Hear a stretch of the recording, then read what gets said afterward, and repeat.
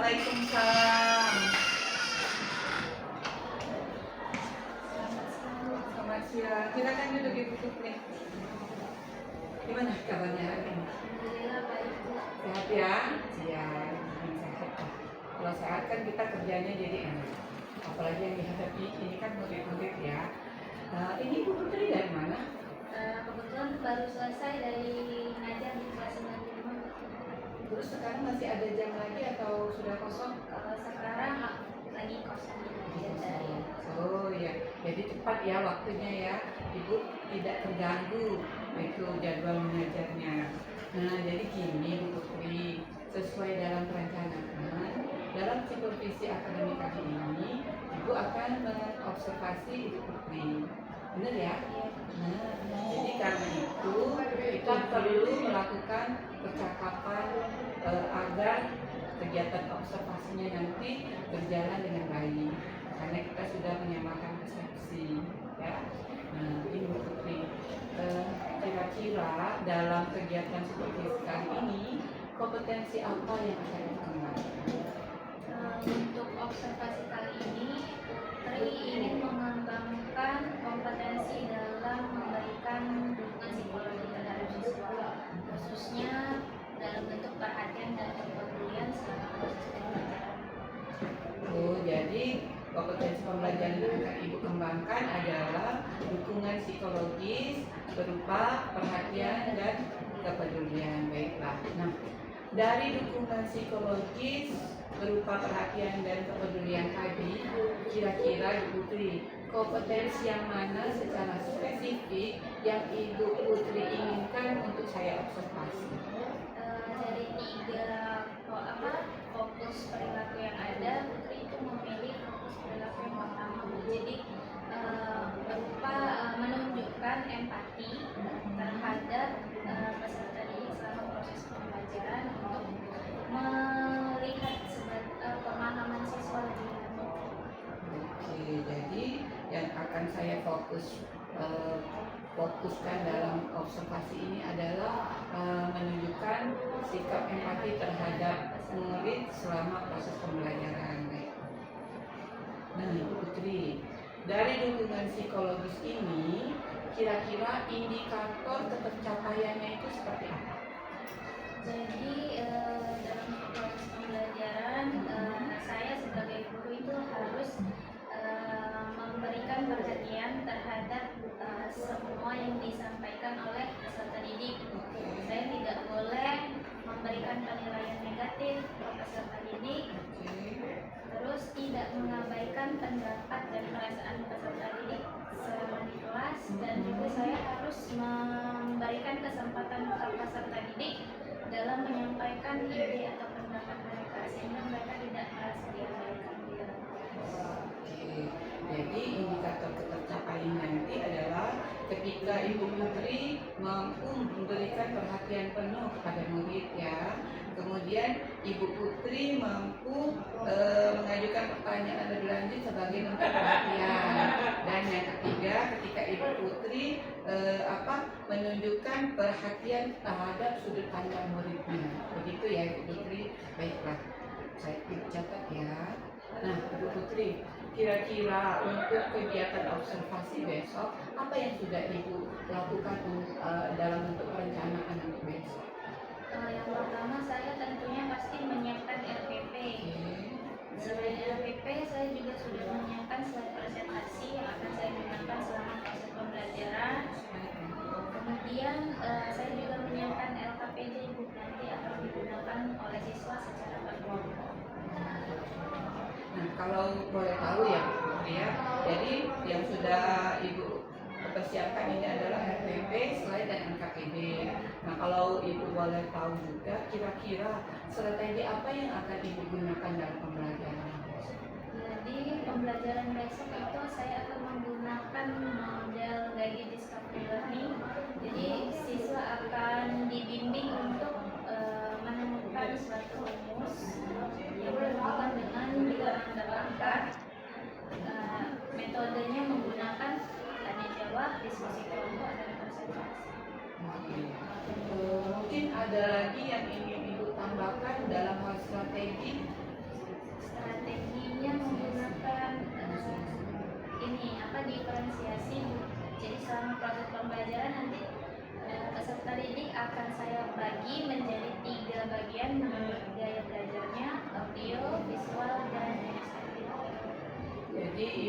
setelah menyiapkan RPP, slide dan RPPD, Ibu juga akan menyiapkan strategi diferensiasi ya. Kalau boleh tahu mungkin ada lagi yang ingin Ibu tambahkan dalam kegiatan besok selain 4 ini? Oh iya, selain itu saya juga akan menambahkan masalah KSE, kompetensi sosial Emosional. emosional, ya. Oh iya. Jadi diintegrasikan ya. Oke. Jadi Ibu akan ini pertegas lagi bahwa dalam perencanaannya Ibu sudah menyiapkan RPP, slide dan LKPD dengan metode ada diskusi, tanya jawab dengan discovery ya. Kemudian Ibu akan menerapkan strategi diferensiasi, pembelajaran diferensiasi dan terintegrasi dengan kompetensi sosial emosional. Seperti itu ya Bu. Oke, nah baiklah. Jadi rencananya sudah sangat jelas ini Ibu. Mudah-mudahan besok terlaksana dengan lancar. Terakhir Ibu Putri, kira-kira kapan dan mana kegiatan ini akan dilaksanakan? Rencananya itu akan dilakukan di ruang multimedia Iya. hari Selasa tanggal 30 Iya. Juli 2020 Di kelas di kelas 9. 9. Oke, jadi pelaksanaannya nanti bertempat di ruang multimedia kelas 96 besok ya, Ya. Selasa ya. Oke. Nah, mungkin itu saja Ibu Putri pembicaraan observasi kita. Jadi sampai ketemu besok Iya. di kira-kira jam berapa Ibu? Jam pertama. Jam pertama. Oke. Jadi kita ketemu besok di ruang multimedia. Ibu siapkan nanti akan saya catat. Ibu doakan semoga besok berjalan dengan lancar, semua indikatornya nanti muncul dengan baik ya Ibu Putri ya. Mungkin itu saja pertemuan kita untuk hari ini. Kita akhiri dengan Assalamualaikum warahmatullahi wabarakatuh. Terima kasih atas bimbingannya. Iya, sampai ketemu besok ya Bu Putri ya. Oke. Iya, sama-sama.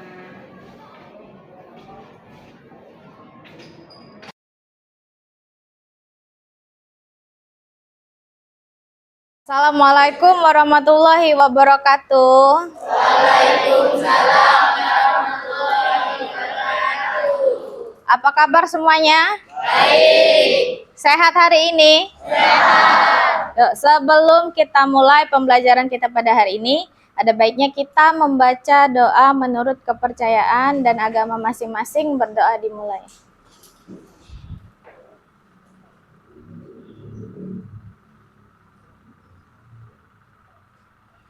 Berdoa selesai. Yuk, tepuk 1. Tepuk 2. Masih fokus ya. Tepuk 1.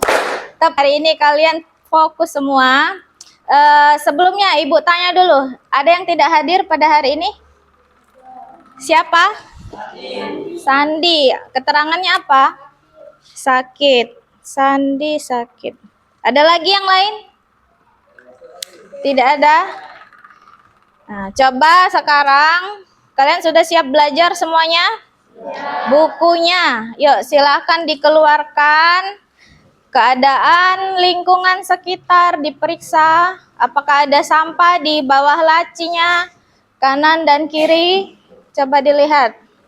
Yuk, kalau ada sampah, silahkan dibuang dulu ke tempat sampah. Pada hari ini kita akan belajar matematika.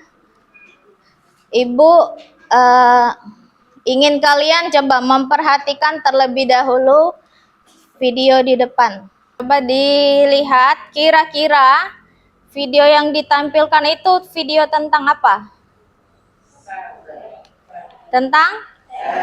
Tentang sel. Apa yang terjadi pada sel kita? Apa? Terjadi pembelahan.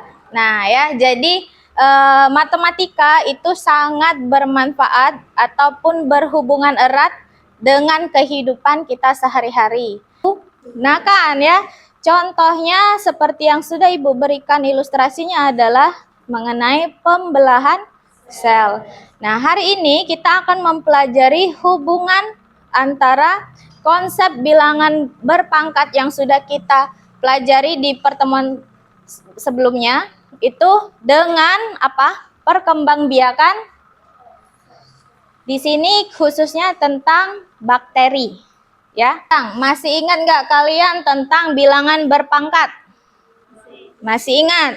Coba Ibu tanya sekarang, kalau 5 pangkat 3, itu artinya apa? Ya, berarti 5 dikali 5 dikali 5.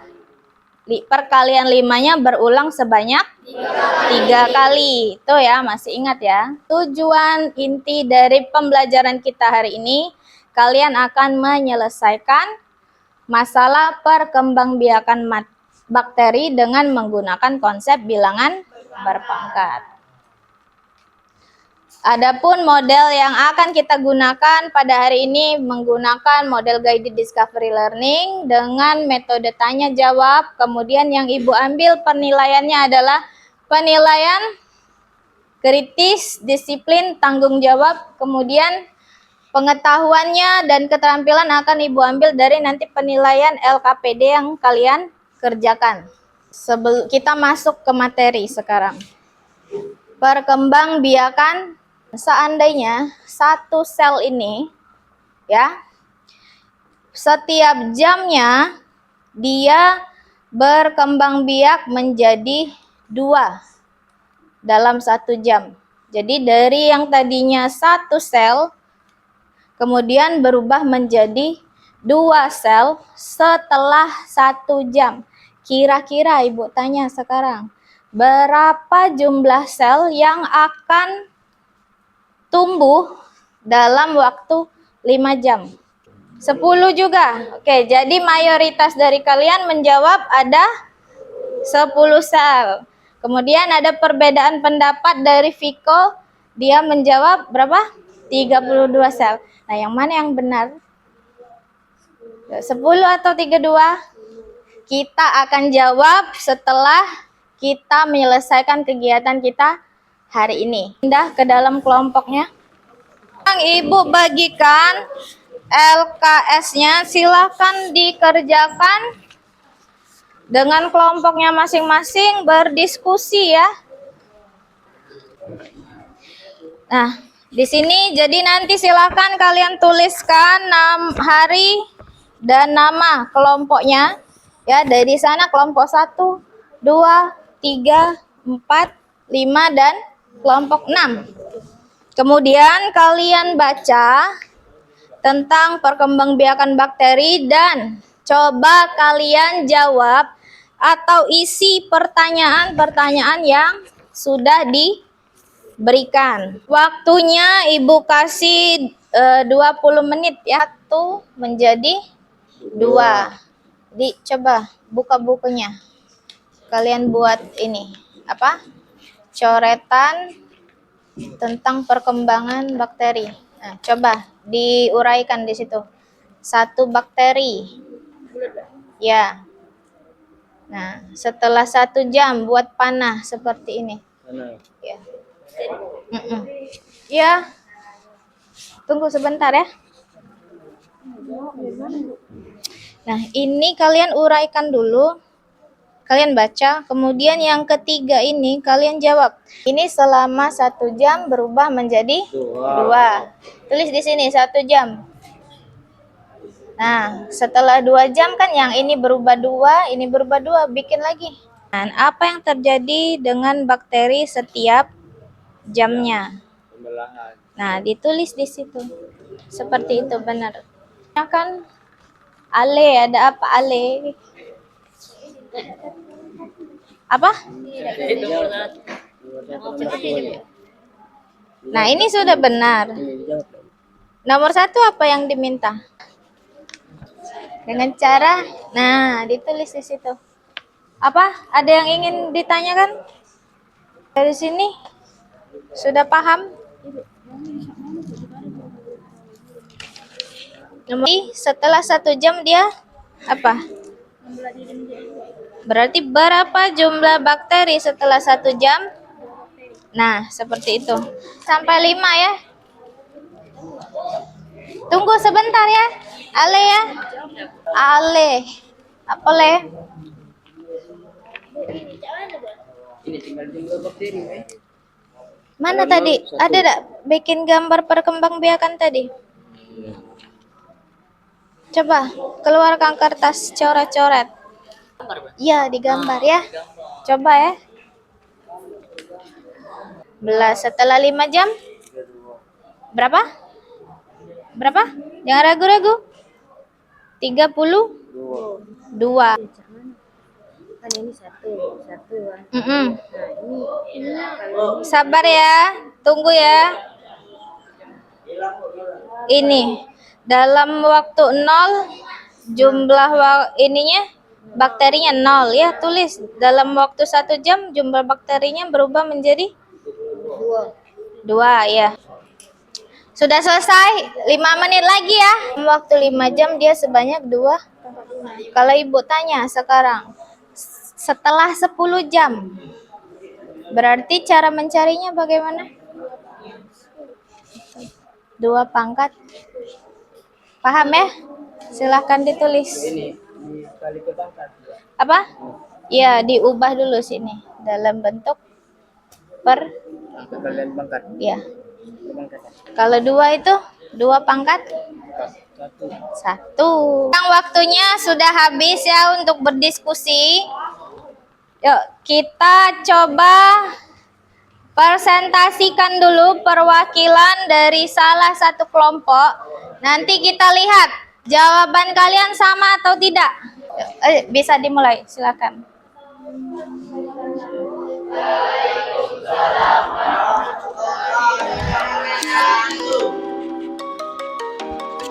Perkenalkan, nama saya Nabila, saya dari kelompok 2. Saya akan memaparkan hasil diskusi kami dari jawaban nomor 8. 2 pangkat 4. 5. Waktu jamnya yaitu 5. Jumlah bakterinya 32. Perkalian berulangnya 2 dikali 2 dikali 2 dikali 2 dikali 2 sama dengan 2 pangkat 5. Terima kasih. Wassalamualaikum warahmatullahi wabarakatuh. 8 itu 2 kali 2 dikali 2 dan seterusnya sampai 32, berarti perkalian berulang 2 sebanyak berapa ini? 5 kali. Berarti bisa kita ubah bentuk perkalian berulangnya menjadi bentuk pangkat. 2 itu 2 pangkat 1, 2 kali 2 itu 2 pangkat 4. Terus yang terakhir 2 pangkat berapa? 5, betul ya. Nah, berarti apa yang bisa kita simpulkan dari apa yang sudah kalian pelajari tadi? Coba ibu tanya Nabila, berarti kalau kita ingin menentukan jumlah bakteri setelah 7 jam, bagaimana cara kita mencarinya?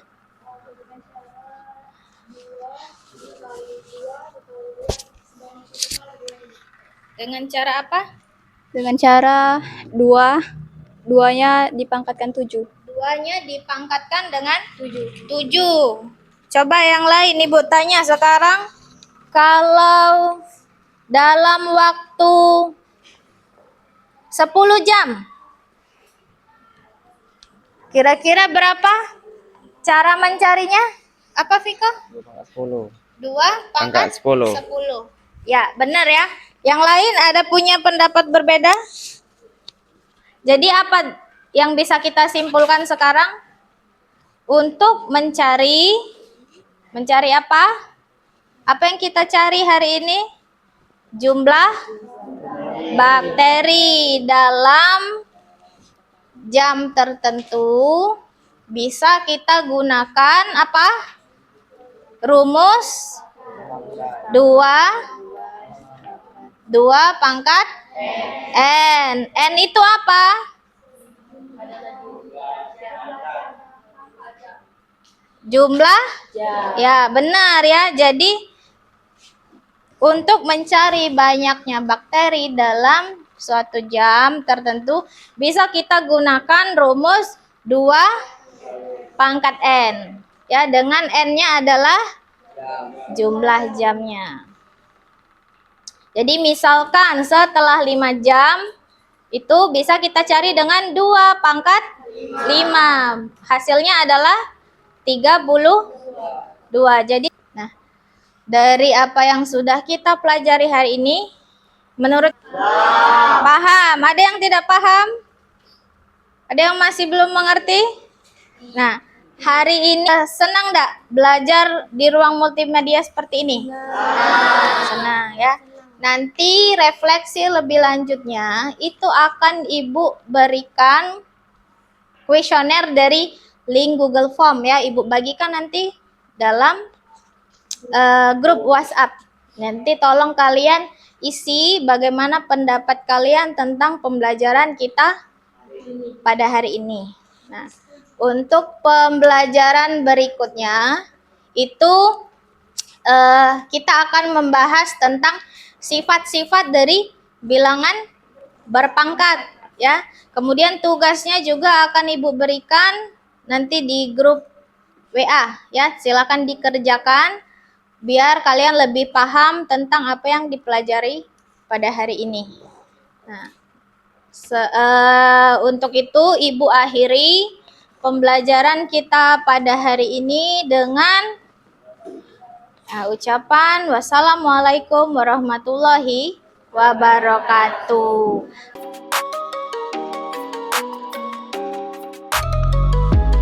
Assalamualaikum warahmatullahi wabarakatuh. Apa kabar Ibu Putri? Baik ya. Nah, Bu Putri, pada hari ini kita akan melakukan proses pasca observasi kelanjutan dari rangkaian supervisi kita sebelumnya. Nah, pada kegiatan ini Bu Putri, saya akan mengajukan beberapa pertanyaan terkait yang sudah Ibu lakukan ketika proses observasi di kelas yang lalu. Siap ya Bu Putri ya? Oke, nah Bu Putri. Pertama-tama nih, apa yang Ibu rasakan setelah melakukan proses pembelajaran pada saat observasi yang lalu? Alhamdulillah setelah melakukan proses pembelajaran saya senang karena saya mendapatkan pengalaman baru tentang pelaksanaan pembelajaran berdiferensiasi. Oh iya, alhamdulillah ya. Jadi perasaannya senang karena mendapat pengalaman yang baru, terutama tentang pembelajaran diferensiasi ya. Walaupun mungkin sebelumnya agak tegang ya, itu kelihatan sekali sebelumnya. Tapi akhirnya Ibu senang ya. Alhamdulillah. Nah, Ibu Putri, mungkin Ibu Putri bisa menyampaikan kembali apa yang menjadi tujuan atau area pengembangan pada saat observasi. Jadi tujuan pengembangan yang saya lakukan saat untuk proses pembelajaran kemarin itu adalah mengembangkan pemberian dukungan psikologis kepada siswa, terutama kepedulian dan perhatian dalam proses pembelajaran. Oh ya, jadi area pengembangannya adalah Ibu ingin memberikan dukungan psikologis dengan memberikan sikap peduli dan empati kepada peserta didik. Itu ya Bu Putri. Baiklah. Nah Bu Putri, dalam hal untuk pengembangan area pengembangan ini, apa yang sudah Ibu lakukan sebagai strategi pada saat pra-observasi? Jadi yang saya lakukan itu pastinya mempersiapkan pembelajaran dari FMP-nya, APD, kemudian juga saya kemarin membuat media pembelajarannya berupa PPT dengan memanfaatkan Canva. Jadi harapannya nanti siswa itu kan jadi tertarik dengan pembelajarannya karena ada animasi yang Oh iya, ya jadi anak-anak lebih berminat ya ketika kita memaksimalkan media ya Bu Putri ya. Nah Ibu Putri, menurut Ibu Putri, apakah pengembangan yang sudah Ibu lakukan tersebut sudah berhasil? jadi pemberian kepedulian dan perhatian itu menurut saya sudah cukup berhasil. Tapi mungkin ada beberapa kendala yang perlu saya perbaiki. Oh iya, jadi menurut Ibu yang menjadi tujuan area pengembangan sudah tercapai, tapi Ibu tetap merasa ada kendala yang terjadi ya Bu Putri. Iya, selalu saja begitu ya. Nah, menurut Ibu kira-kira apa kendala yang terjadi pada proses pembelajaran tersebut? Jadi pada saat pemberian OLKPD dan siswa ini berdiskusi kelompok, ada beberapa siswa yang kecepatan belajarannya itu berbeda, jadi ada yang cepat, ada yang lambat. Nah, bagi yang siswa yang terlalu cepat menyelesaikan LKPD-nya, itu mereka mungkin melakukan aktivitas lain di pembelajaran seperti ngobrol atau bercanda dengan temannya. Nah, jadi di situ saya kurang begitu melihat keadaan tersebut, jadi membuat kelas itu kurang kondusif. Jadi itu yang menjadi hambatan ya selama proses pembelajaran. Nah, apakah Ibu melakukan satu tindakan yang menjadi solusi untuk mengatasi hambatan atau kendala yang terjadi pada saat proses pembelajaran tersebut? Kalau iya, tindakannya seperti apa?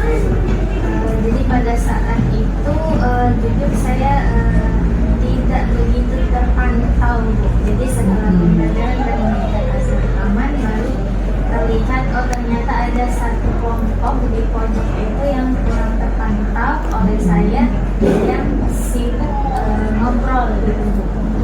Jadi saya pada saat itu jadi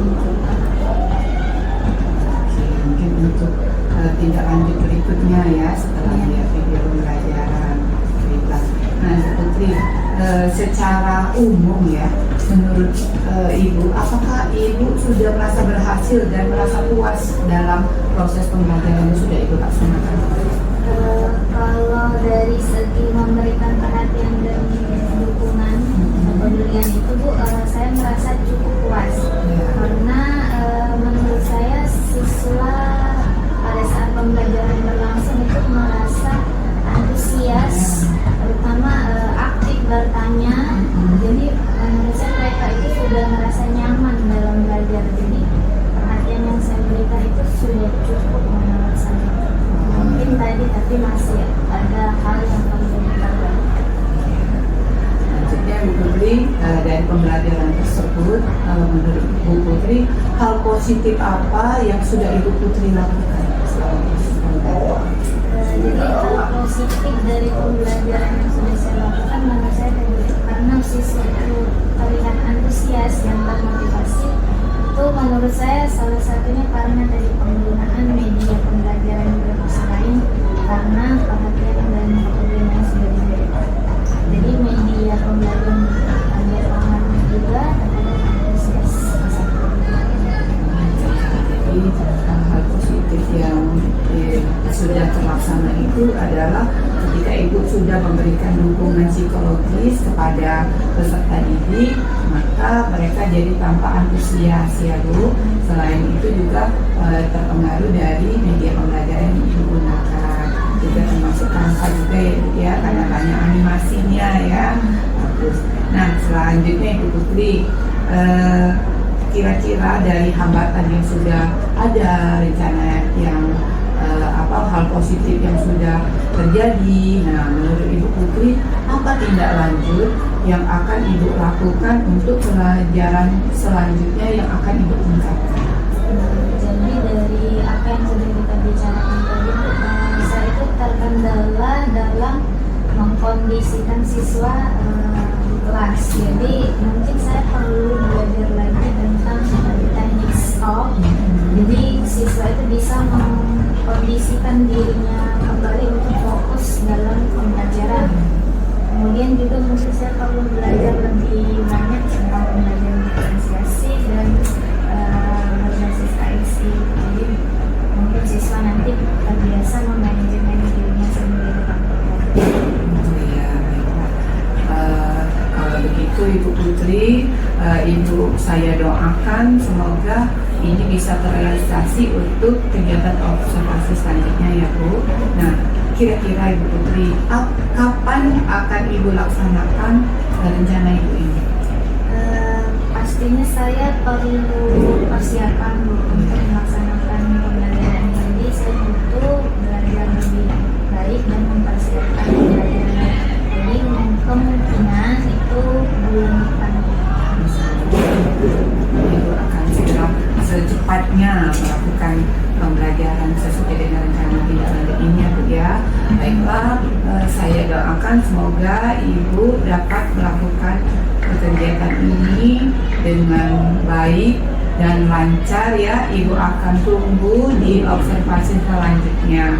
Nah, mungkin itu saja Ibu Putri. Terima kasih banyak atas jawaban-jawabannya dan semoga Ibu dapat segera merealisasikan semua rencana yang Ibu susun ini ya. Nah, demikian saja Bu Putri. Assalamualaikum warahmatullahi wabarakatuh.